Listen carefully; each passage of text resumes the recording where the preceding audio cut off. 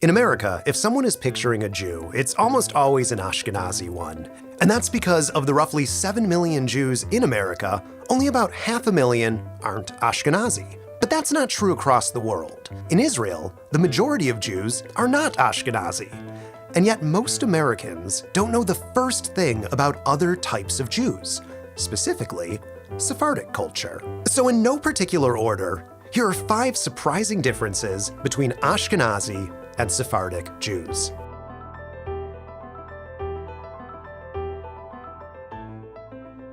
Before getting into the list, a quick review of who these two groups are. Ashkenazi Jews originally came from Germany, France, and Eastern Europe, while Sephardic Jews originally came from Portugal and Spain, and later lived in all of these places. Notably, there's a lot of overlap in who lived where, and not all Jews neatly fit into these two categories, not by a long shot. Mizrahi Jews, for instance, are largely from the Middle East, and they share many customs with the Sephardic Jews. So much so that in Israel, many think of them as one group. And then there are Ethiopian Jews, Italkim, and many others. But in America, these are the 2 biggest groups of Jews. As Jews have spread out across the globe over the last 2 millennia, each community came up with a convenient shorthand, a label meant to answer the question, what kind of Jew are you? Ashkenazi, Sephardic, Mizrahi, Beta Israel, B'nai Menashe. But identities are more complicated than one-word labels, especially when 2 of these labels, Sephardic and Mizrahi, are often lumped together. So what do we mean when we talk about Sephardic and Mizrahi Jews? Let me explain. Here's the oversimplified response they'd likely give. Let me sum up. Sephardic means from Sfarad, or Spain, and refers to Jews with roots in the Iberian Peninsula. Meanwhile, Mizrahi, or Eastern, is a catch-all meant to describe Jews from the Arab and Muslim worlds. But that's an oversimplification. Here's why. In terms of the meaning of the words, yeah, both Sephardic and Mizrahi refer to geography. Sephardic maps to Iberia. Mizrahi maps to some ambiguous place in the so-called East. 4.5 centuries later, another great migration rocked the Jewish world. That's right, I'm talking about the newly formed state of Israel that welcomed Jews from every corner of the globe. And though many flocked to Israel out of idealism, others came because they had nowhere else to go. Though Israel was established as a safe haven for world Jewry, Israel's founding fathers weren't entirely certain what to make of many of these immigrants. Most of the country's founders were Ashkenazi, or Jews who had lived in Europe, and they had a very specific conception of how their new country should look. Secular, socialist, and anchored in the European tradition. But ideals are one thing, reality is another. As immigrants from across the Middle East and North Africa poured into the Jewish state, Israel's founding fathers were forced to contend with the facts on the ground. By and large, these Jews weren't secular, they weren't socialist, and they had their own vastly different traditions. This is where the story gets ugly. See, to Israel's founding fathers, these Jews were all more or less the same. They didn't know or care that some Indian Jews were originally Sephardic and some were Malabari, that some Moroccan Jews spoke Hakitiya while others spoke only Judeo-Arabic, that Yemenite brides died in tashbuk, while Persian brides burned wild rue seeds to ward off the evil eye. Who had time to investigate these differences? The country was buckling under the weight of war and poverty. These new immigrants were Israelis now, but they needed a name to distinguish them from the other Israelis, the Ashkenazi ones, the ones that the founding fathers had envisioned. And the name the Israeli establishment came up with was Edot HaMizrach, communities of the East. Informally, Mizrahim, Easterners. But East depends on where you're standing, and that's because the term wasn't really about geography. It was just a nice sounding way to set up a binary between the Western, and therefore civilized Ashkenazi Jews, and the Eastern, or so-called primitive Jews. The term collapses all nuance, lumping Jews from countries as distinct as Iran and India into one catch-all category of not Ashkenazi. But today, most people, including some who identify as Mizrahi, don't know about the ugly roots of the term. And that's because it's been reclaimed, a proud political statement rather than a semi-slur. But the lines can get blurry, because some Israeli Jews who fit this definition of Mizrahi have continued to define themselves as Sephardic, as a nod to their religious views and traditions. And that's one reason why the terms Sephardic and Mizrahi get lumped together. But here's the wildest part. Far from being an oasis of European culture in the desert, Israel has become increasingly Mizrahi. And here's the third thing you need to know. Mizrahi culture has shaped Israel.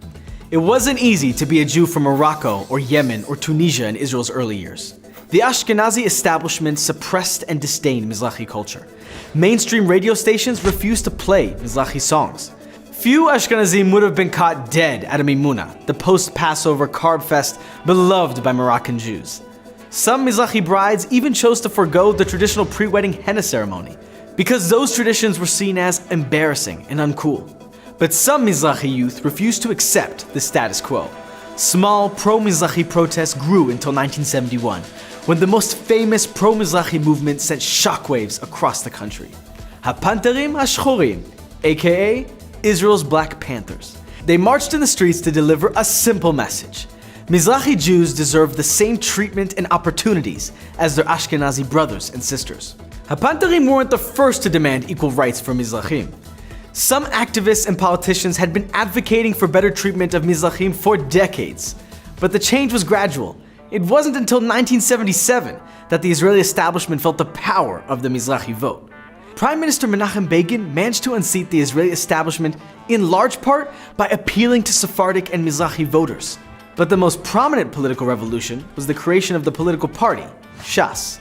Founded in 1984 by Israel's Sephardic chief rabbi, Ovadia Yosef, Shas proved to all of Israel that Sephardic and Mizrahi voters had significant clout. Quickly, when you picture the Black Panthers, what comes to mind? Maybe it's this image or this image. I mean, that's what I always thought of. But in the Jewish state, the term Black Panthers means something else entirely. Huh? Who are these guys? And how did they shape modern Israeli history? The Israeli Black Panthers, or the Pantarim Shchorim, shaped the evolution of multiculturalism in Israel. It's a fascinating story. When I say Ashkenazim, you think Yiddish, klezmer, Hasidim. The majority of Israel's founders were Ashkenazi, like Herzl, the father of modern Zionism, Naftali Herz Imber, who wrote Israel's national anthem, Hatikva, like David Ben-Gurion and every prime minister since. But Ashkenazim were only half the story. The other half were the Mizrahim, literally Easterners.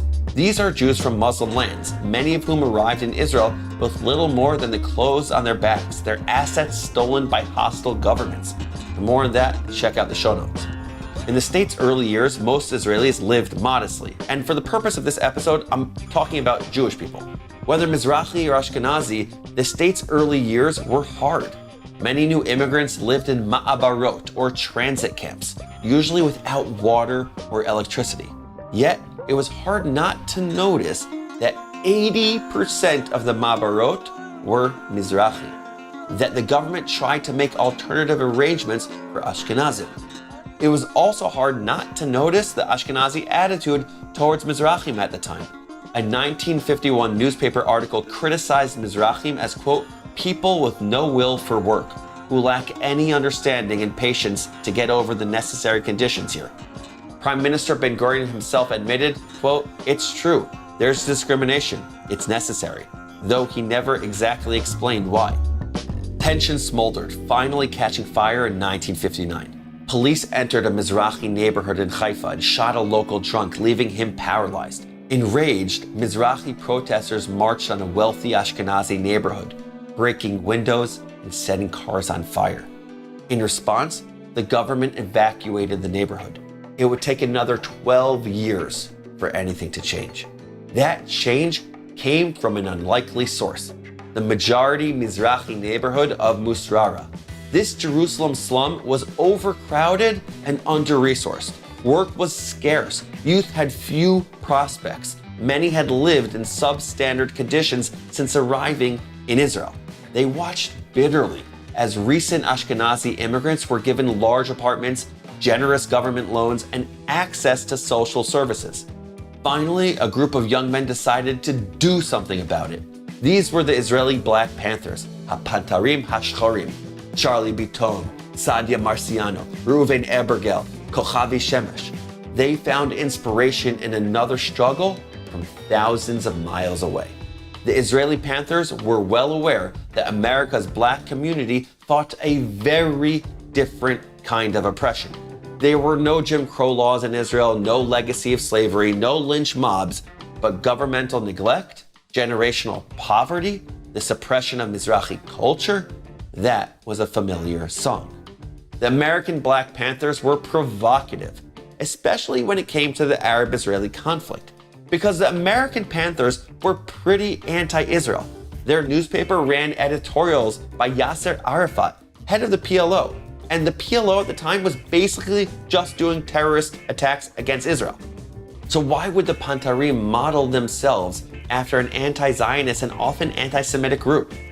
Founding member Kochavi Shemesh explained, the idea was to frighten Golda. She said that this name wouldn't let her sleep. That was what we wanted. The name was a big middle finger to the Israeli government. In March of 1971, the Pantarim began their campaign to frighten Golda Meir, to raise awareness, to force the Israeli government to do something about the Mizrahi plight.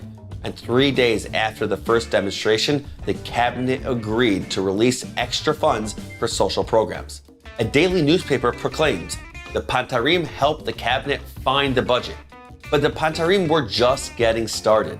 A month later, they staged a hunger strike at the Western Wall, demanding an audience with Prime Minister Golda Meir. Want to hear something crazy? It actually worked.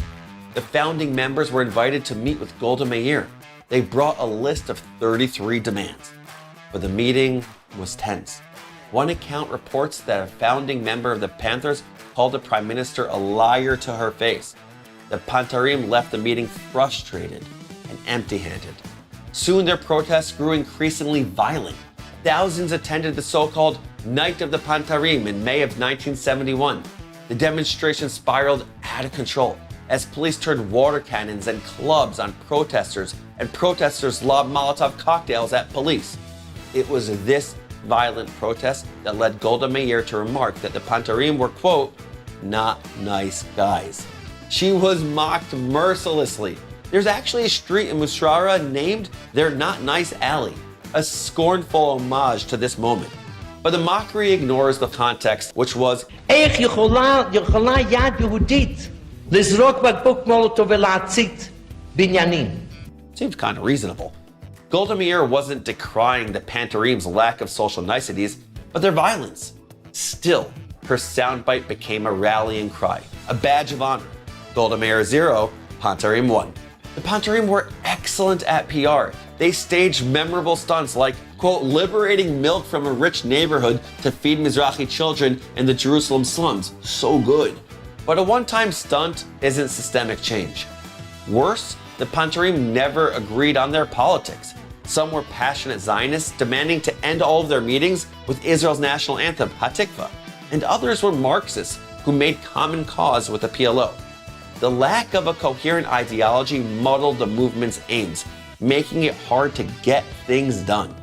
The 1973 Yom Kippur War, in which Egypt and Syria attacked Israel on the holiest day of the year, was the nail in the movement's coffin. The demonstrations dried up, the solidarity died. No one had the luxury of focusing on internal divisions when external threats loomed so large. Growing turmoil in Israel, fiery protests erupting in the streets tonight. This comes just hours after embattled Prime Minister Benjamin Netanyahu dismissed his defense minister. That cabinet member said he would not support Netanyahu's attempts to take power from the judiciary. The battle over Netanyahu's plans is now intensifying. Here's ABC's Patrick Reevell. Israeli cities tonight erupting in protest after Prime Minister Benjamin Netanyahu sacked his defense minister today, the country's political turmoil rapidly deepening. Netanyahu removing Yoav Gallant, a member of his own Likud party, after Gallant called for a pause in the government's controversial plan to weaken Israel's judiciary, essentially stripping its power to have final say on Israel's laws. The plan triggering weeks of massive protests, an estimated 300,000 citizens marching Saturday, many alleging the plan is a power grab that could make Israel an autocracy more like Turkey or Russia. We all have to fight for our rights because of the plans of Benjamin Netanyahu that want to turn this nation into a dictatorship. The demonstrations dried up, the solidarity died. No one had the luxury of focusing on internal divisions when external threats loomed so large. אזרחי ישראל, אנחנו במלחמה. לא במבצע, לא בסבבים, במלחמה. הבוקר חמאס פתח במתקפת פתע רצחנית נגד מדינת ישראל ונגד אזרחיה. אנחנו בתוך זה משעות הבוקר המוקדמות. כינסתי את ראשי מערכת הביטחון, הנחיתי קודם כל לטהר את היישובים מהמחבלים שחדרו פנימה. הפעולה הזאת מתבצעת בשעות הללו. במקביל הוריתי לבצע גיוס מילואים נרחב ולהשיב מלחמה שערה בעוצמה ובהיקף שהאויב לא הכיר. האויב ישלם מחיר שהוא לא ידע כמותו. אני קורא בינתיים לכל אזרחי ישראל להישמע בקפדנות להנחיות הצבא, להנחיות פיקוד העורף. אנחנו במלחמה ואנחנו ננצח בה.